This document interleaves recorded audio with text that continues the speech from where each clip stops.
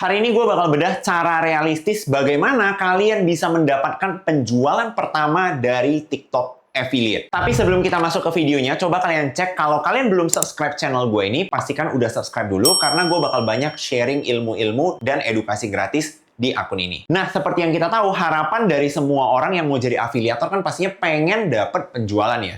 Tapi biasanya para pemula ini bakal struggle atau menemukan challenge untuk mendapatkan penjualan pertamanya mereka. Jadi kalau di TikTok Affiliate kita punya istilah pecah telur, di mana pecah telur ini berarti momen ketika kalian sebagai afiliator mendapatkan penjualan pertama kalian. Hari ini gue bakal breakdown 3 poin penting yang kalau misalnya kalian maksimalkan, itu bisa membantu mempercepat proses kalian pecah telur atau mendapatkan penjualan pertama kalian di TikTok Affiliate. Oke, kita langsung masuk aja ke poin pertama. Nah, poin pertama ini adalah 600 followers. Seperti yang kita tahu, persyaratan untuk orang bisa mencantumkan keranjang kuning di video TikTok ataupun di live-nya mereka itu adalah harus punya 600 followers dulu. Ini peraturannya bukan dari gue ya, tapi peraturan yang memang diset oleh TikTok. Jadi kalau kalian belum 600 followers, ya fitur keranjang kuningnya itu belum aktif, di mana kalian tidak mungkin bisa mendapatkan penjualan kalau keranjangnya aja belum bisa dicantumkan. Makanya, menurut gua, step pertama kalau kalian mau mendapatkan pecah telur atau penjualan pertama kalian di TikTok Affiliate, kalian harus tahu dulu nih, caranya, milestone-nya, bagaimana tembus standar atau kriteria 600 followers ini dulu. Nah, biasanya para pemula itu bakal struggling nih untuk ngumpulin 600 followers pertama. Alasannya yang utama adalah karena mereka tidak tahu caranya FYP. Oke, kita coba hitung-hitung kasar aja ya. Kalian perlu ngumpulin 600 followers. Nah, untuk dapetin 600 followers ini, seperti yang kita tahu, followers itu kan datang dari penonton kita. Orang yang nontonin kita, mungkin sekian persennya akan menjadi followers. Nah, sekarang kalian bayangin, kalau misalnya konten yang kalian posting di TikTok itu view-nya 50, 100, 200, 30, dan hanya sekian persennya aja yang bakal menjadi followers. Pastinya kesulitan banget ya untuk kita ngumpulin 600 followers ini. Kenapa? Karena mungkin dari satu video, kalian hanya mendapatkan 1 followers baru, 2 followers baru, atau bahkan nggak ada followers baru sama sekali. Nah, sekarang kita coba shift ya. Untuk ngumpulin 600 followers, kalau kalian tahu caranya mengejar video yang FYP, dan video kalian ada yang 10.000, 200.000, atau bahkan 1 juta view. Nah, kita anggap dengan persentase yang sama aja deh. Dari jumlah penonton ini berubah menjadi followers. Tentunya akan jauh lebih cepat untuk kalian ngejar 600 followers ini. Nah, jadi menurut gua, orang-orang yang kesulitan mengejar 600 followers sebenarnya problem utamanya ya karena mereka tidak bisa mendapatkan video yang FYP. Bahkan ada satu video gua, ya ini gue bisa tunjukin screenshotnya. Kalian bisa lihat sendiri ya, dari satu video aja itu gue berhasil mengenerate 24.000 followers baru. Teman-teman bayangin, 24.000 followers baru hanya dari satu video. Kenapa ya? Balik lagi, karena videonya berhasil dapetin jutaan view. Untuk dapetin 24.000 followers, tentunya secara matematika itu gampang. Makanya buat teman-teman di sini, kalau ya struggle kalian itu masih kesulitan mengejar 600 followers, tebakan gua, ya, sebenarnya itu kalian kesulitan mendapatkan video yang FYP. Alah, kalau ngomong gitu doang mah semua orang juga udah tahu kok. Nah, masalahnya, gue juga mau langsung kasih beberapa tips ya, dan juga mungkin breakdown beberapa kesalahan yang gue lihat sering banget kejadian di pemula, sehingga video mereka itu jarang FYP. Yang pertama, menurut gue ya, pemula itu kurang memaksimalkan hook di videonya mereka. Nah, jadi seperti yang kita tahu, TikTok itu kan akan menilai retention atau seberapa lama durasi penonton nontonin video kita. Ketika video kita memiliki hook yang kurang menarik, artinya apa? Orang itu cenderung langsung skip di detik-detik awal video kita. Sehingga menyebabkan retentionnya jelek, karena orang nggak nonton videonya sampai habis, langsung nge-skip, sehingga videonya nggak dioptimasi untuk FYP. Makanya buat teman-teman di sini, pastiin ya, kalian memiliki hook yang baik di video kalian supaya video kalian itu lebih gampang FYP. Nah, kalau kalian mau belajar gimana cara bikin hook yang menarik, itu video gratisnya itu udah banyak banget beredar, mau di TikTok, mau di YouTube, kalian bisa pelajarin aja. Bahkan, sampai gue bikin buku ini nih, 365 ide hook, di mana kalian bisa langsung nyontek aja, karena ini gue bikin isinya itu benar-benar semua hook yang tinggal kalian contek. Jadi mungkin buat kalian yang mikirnya, udahlah aku mau nyontek aja, ya boleh aja check out buku gue ini, toh harganya juga nggak mahal sama sekali. Nah, selain hook, ada juga satu poin yang sering dilupakan oleh konten kreator pemula, yaitu CTA atau call to action. Jadi kalau tadi kita bahas hook itu kan tujuannya itu untuk mengenerate video yang FYP ya. Kalau hook kalian semakin bagus, maka kemungkinan video kalian FYP juga semakin tinggi. Nah, kalau tadi kita bahas hook, hook ini kan ngefeknya itu ke membantu video kita supaya lebih gampang FYP ya. Jadi, pembahasannya itu lebih ke sini nih. Nah, gitu kan? Dengan adanya hook yang baik, harapan kita, video kita yang awalnya view-nya 50, 100, 200, 30, itu bisa naik view-nya. Jadi, 10.000, 200.000, 1 juta, dan seterusnya. Nah, sedangkan kalau di CTA, ya CTA ini atau call to action itu ngefeknya kemana? Ngefeknya itu ke sini.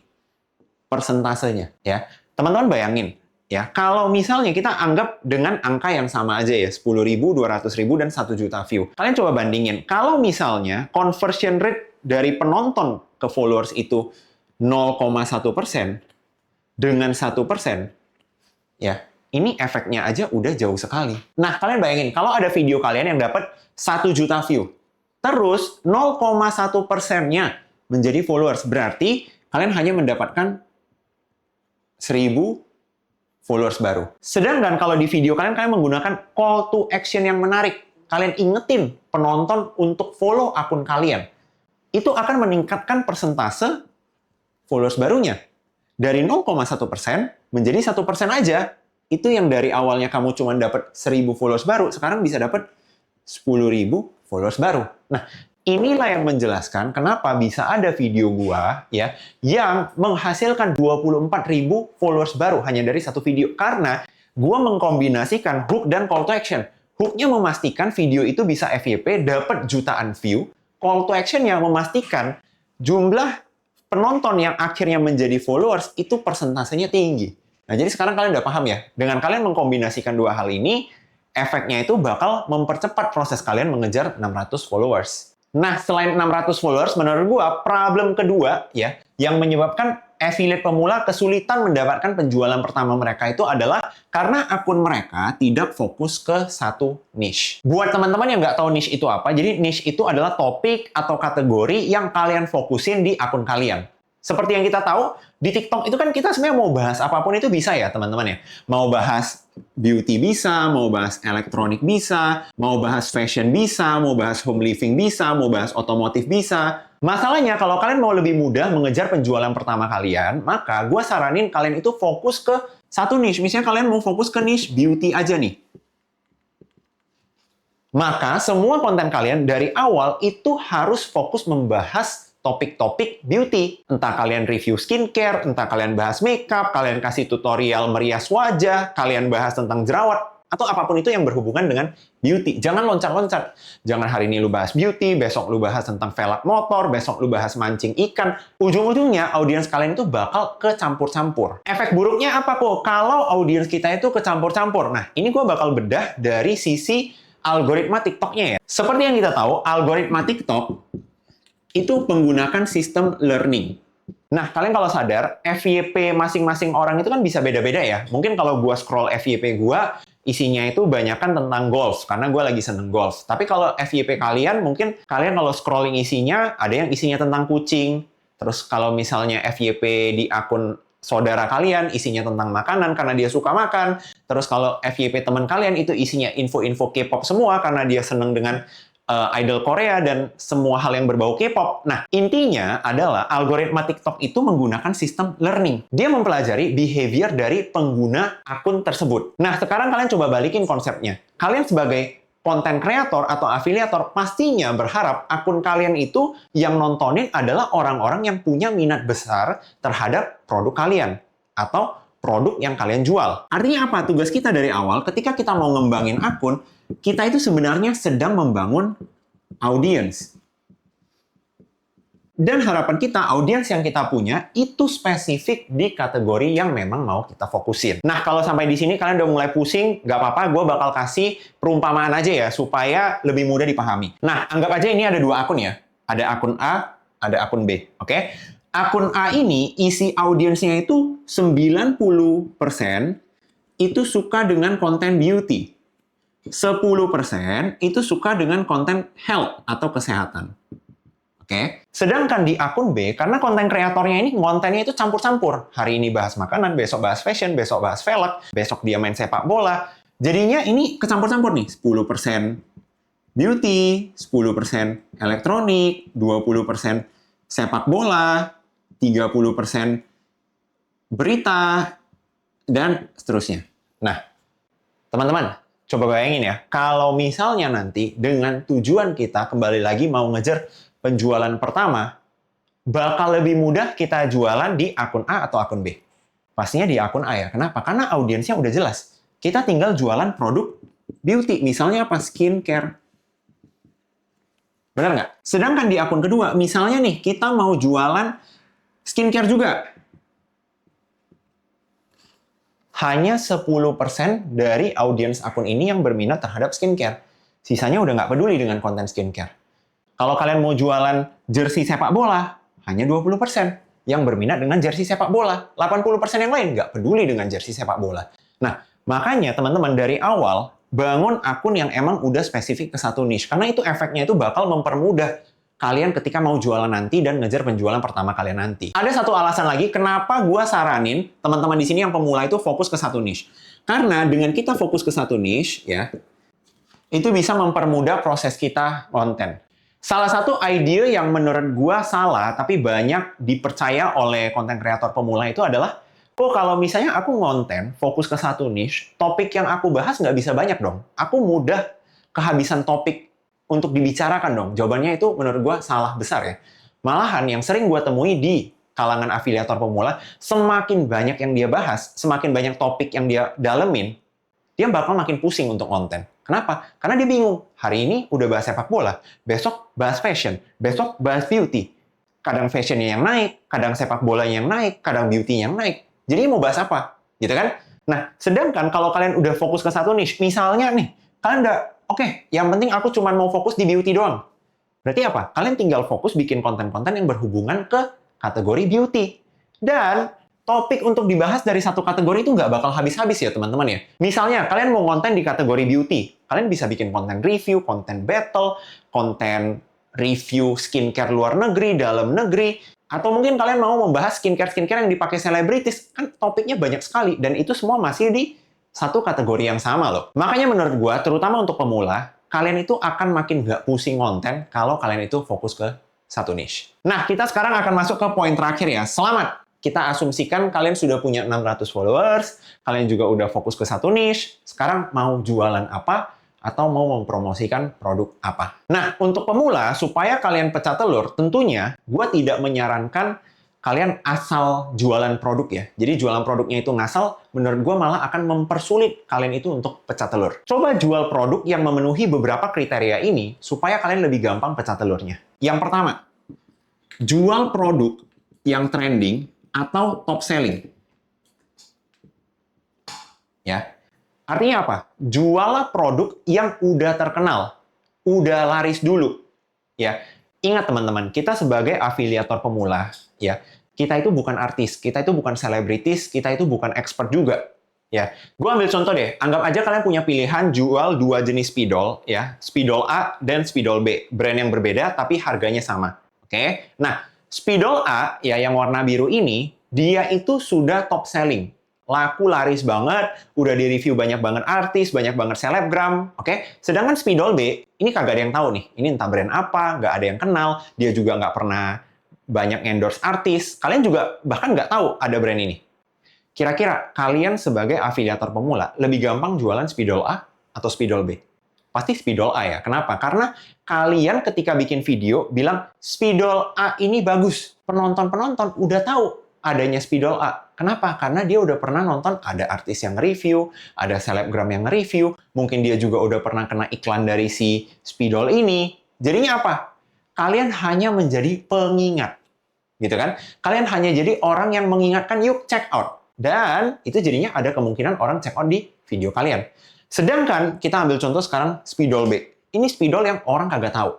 Entah brand apa, kagak pernah dengar juga, gitu ya. Terus kalian tiba-tiba yang pemula ini muncul. Ini spidol bagus ya guys. Siapa yang percaya? Bener nggak? Nggak ada yang pernah nonton video kalian, nggak ada yang pernah nonton spidolnya ini. Siapa kamu untuk bilang spidol ini bagus? Dan balik lagi, ini kita baru ambil contoh spidol, teman-teman. Kalau kita ambil contoh produk-produk yang lebih butuh penjelasan dan edukasi, akan lebih ribet. Misalnya apa? Kita ambil contoh produk skincare. Produk skincare adalah produk yang butuh edukasi dulu. Kenapa? Karena orang pakai skincare itu langsung di kulit mereka. Nah, kalian bayangin, kalau kalian jualan skincare dari brand yang nggak tahu brand apa, gitu ya, nggak pernah dengar juga, keamanannya juga orang nggak yakin, terus kalian bilang skincare itu bagus. Orang kan ragu dong. Artinya apa? Kalian harus edukasi ulang dari nol lagi nih. Kalian harus melakukan edukasi dari nol. Sedangkan kalau kalian jualan skincare yang emang udah terkenal, yang emang udah banyak orang tahu, kalian cukup bilang, ini bagus. Aku pakai, lagi ada diskon, lagi ada promo. Selesai. Ya. Jadi buat teman-teman di sini, kalau kalian kesulitan dapetin penjualan pertama, ya coba jualin produk yang trending atau top selling dulu. Poin kedua, buat teman-teman di sini, coba cari produk-produk yang harganya itu lumayan rendah atau affordable ya, untuk kalian jualin di awal-awal. Kenapa? Karena kalau kalian itu jualan produk-produk yang harganya murah, standar murah itu mungkin di TikTok itu menurut gua di bawah 100.000 atau bahkan lebih baik kalau di sekitar 50 ribuan ya. Nah, kalau kalian jualan produk-produk yang murah, artinya orang itu nggak banyak mikir dan proses consideration-nya itu nggak panjang kalau dibandingin sama barang-barang yang mahal. Kita ambil contoh aja deh, misalnya kalian sendiri, kalau belanja nih, ada produk 50.000 dan produk 300.000. Oke. Mungkin aja produk 50.000 ini pas kalian mau check out, kalian lihat, oh, lagi ada diskon 5%. Terus lagi ada free ongkir. Udah check out langsung aja. Benar nggak? Sedangkan kalau produk yang 300.000, sekalipun diskonnya 10% dan promo-promo yang lain, kalian mungkin juga masih mikir-mikir ya. Jadi masukin ke keranjang dulu, mungkin sebulan lagi baru check out. Benar nggak? Karena consideration balik lagi. Nah, kalau goals kita itu adalah penjualan pertama, pecah telur, yang penting ada penjualan dulu. Maka gue sarankan teman-teman, coba jualin produk yang harganya murah dulu aja. Mungkin supaya kalian lebih paham seberapa ngaruh ya harga terhadap consideration-nya orang. Kalian coba perhatiin deh, tiap kali kalian masuk ke minimarket atau supermarket, kalian udah perhatiin nggak? Kalau misalnya di dekat kasir itu selalu disediakan barang-barang yang harganya itu murah. Seperti apa? Permen-permen, coklat-coklat kecil, gitu ya. Snack-snack yang murah lah bahasanya. Kenapa? Karena kalau misalnya dia taruh iPhone di sana, orang kan nggak mungkin dong lagi ngantri, lihat iPhone, oh iya ya, aku lagi pengen beli iPhone nih, langsung ambil, langsung naruh. Nggak mungkin. Tapi kalau misalnya dia taruh permen, coklat, gitu kan, bisa jadi pas nunggu, oh iya, ada permen nih, berapa? Oh, cuman goceng, udahlah ambil lah sekalian. Oh, ada coklat nih sekalian. Benar nggak? Nah, jadi harga itu sangat menentukan consideration-nya orang. Dan itu salah satu bukti ya, seberapa efektifnya harga untuk ngejar penjualan. Dan poin terakhir, saran dari gua, kalian jual dulu aja produk-produk yang memang kalian itu sudah punya sampel produknya di rumah. Ya, akan lebih baik lagi kalau produk-produk yang kalian udah punya sampelnya di rumah, itu memenuhi dua kriteria ini tadi, gitu loh. Misalnya, di rumah kalian ada kopi sasetan gitu ya. Kebetulan banget kopi sasetan ini juga lagi trending. Dan harga kopi sasetan ini juga lagi murah di TikTok. Kalian bisa pakai barang-barang yang ada di rumah kalian dulu itu untuk jadi sampel. Kenapa? Karena banyak sekali ya orang-orang itu ketika mau ngejar penjualan pertama mereka nunggu. Nunggu apa? Nunggu dikasih sampel sama brand. Ya ampun, akun kalian aja belum ada penjualan, baru mau berkembang. Kalau kamu nunggu brand ngasih sampel ke kamu dulu baru kamu mau jualan, mau sampai kapan baru dapat penjualan pertama?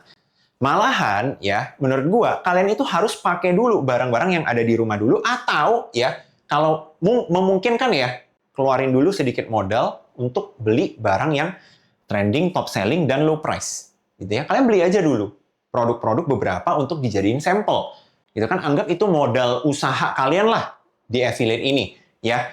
Dan dengan sampel-sampel yang kalian udah punya, kalian itu sebenarnya membangun yang namanya portfolio. Portfolio apa? Portfolio konten dan portfolio penjualan di akun kamu. Ketika brand itu nerima request sampel dari afiliator, brand itu pasti lihat gitu loh. Nggak mungkin dia nutup mata mencet semua dikirimin. Nggak mungkin. Dia pasti akan lihat profilnya dulu. Oh, akun ini dia sering nggak konten? Konsisten nggak? Penjualannya udah berapa? Nah, jadi teman-teman harus membangun portfolio dulu. Nah, menurut gue inilah 3 poin penting ya, yang kalau kalian penuhi, gue yakin banget ya untuk ngejar penjualan pertama di TikTok itu sangat realistis, ya, sangat possible.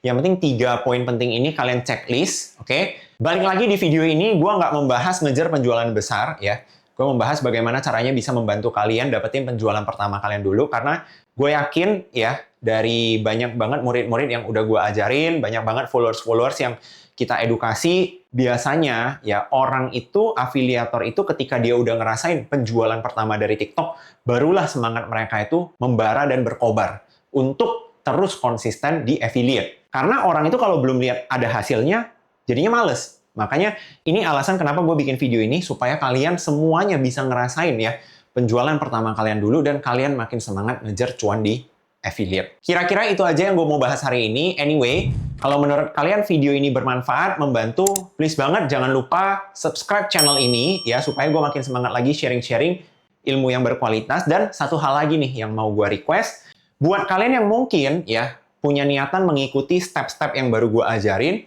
please ketika kalian akhirnya sudah berhasil pecah telur, kalian balik lagi ke video ini, kalian tinggalin komen, ya, kalian ceritakan proses kalian ngikutin step-step gue dan akhirnya bisa pecah telur. Karena gue pengen lihat, gue pengen baca cerita dari kalian yang udah menerapkan dan benar-benar berhasil dapat penjualan.